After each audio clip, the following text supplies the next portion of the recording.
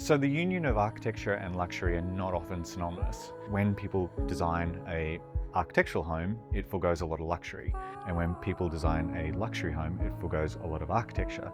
This house is an example of a union between both architecture and luxury, where neither have compromised, neither have had to give way to each other to create what is a seamless blend of a luxurious yet beautifully sophisticated architectural home. This union of Joe Adsett architects and a Graya build has really balanced the two perfectly. You've got everything you want, but there is a simplicity and a beautiful execution in the way that the design and the construction has occurred. They've poured a lot of soul, a lot of time, a lot of effort into it, and it really shows because the level of execution and the level of detail and the refinement of the materiality is exceptional. There's no better home in Brisbane.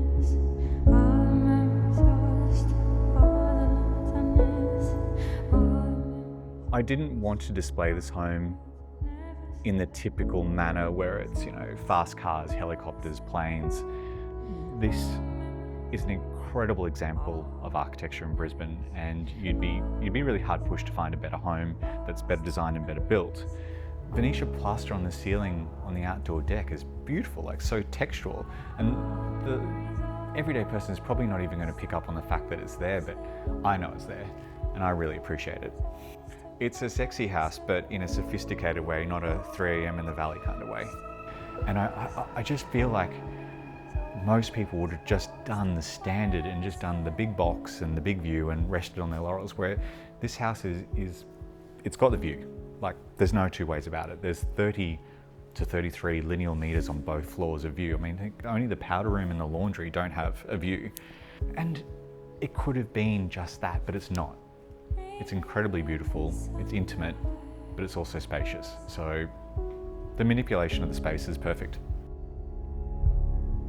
Meet me with a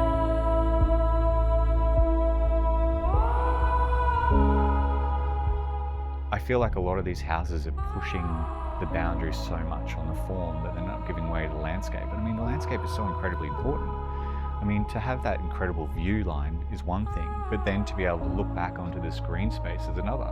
We're in a house on a hill with a view that you don't want it to feel like you're just living in an apartment. Like, this is still a home, it's still a house. But this house, it is restrained where it needs to be, but it's bold where it wants to be. So what I mean by that is that it's not done in vain. Everything here is designed so beautifully that the harmony and the symphony between the architecture, the form, and the function being the build is absolutely harmonious. Undoubtedly, the thing about this home is the word sophistication comes to mind. The blend of the internal, external, the opportunity to either open the front, close down the back, manipulate the spaces. You can make it a large, entertaining space. You can make it an intimate space to watch TV with the family. This was designed as a family home. It was designed so that people could enjoy living here comfortably. It doesn't feel like you have to be on show. It feels like you can just casually enjoy the space.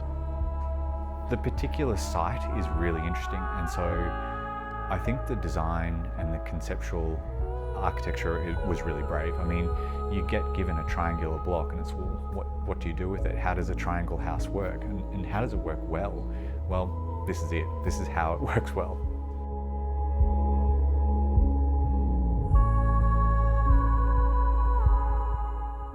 This house could have been so many things.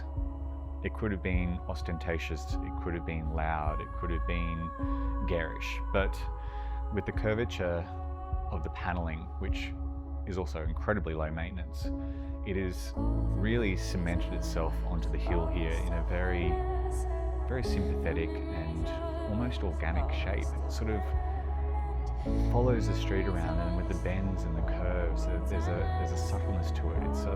It's a sophisticated and soft. It's not hard, it's not garish, it's not in your face, but it's certainly incredibly elegant. Then with Joe's work is that he doesn't really give way to fads, and there's a refinement in what he does, and it shows.